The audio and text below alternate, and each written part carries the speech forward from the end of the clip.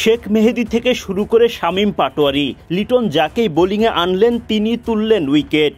শরীফুল হাসান, সাকিবরা নিয়মিত বিরতিতে উইকেটের দেখা পেলেও ব্যাটিং সহায়ক উইকেটে বড় পুঁজি পায় পাকিস্তান।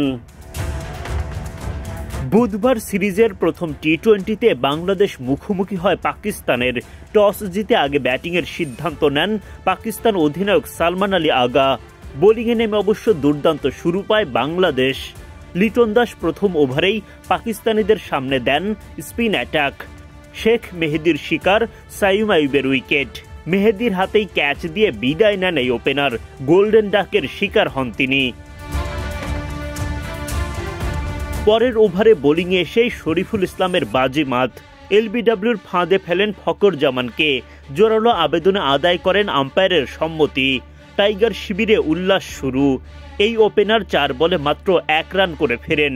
তাকে ফিরিয়ে চতুর্থ বাংলাদেশি হিসেবে আন্তর্জাতিক টি-20তে 50 উইকেটের মাইলফলক স্পর্শ করেন শরীফুল। ইস্পাহানি বেকারি ফ্রেশ, স্বাদের আবেশে একটু আয়েশ। 2 উইকেট হারালেও পাওয়ার প্লে ভালোভাবেই কাজে লাগায় পাকিস্তান।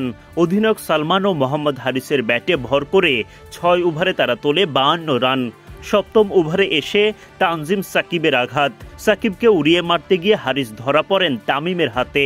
উইকেট শিকার করে বরাবরের মতোই আগ্রাসী উদযাপন সাকিবের।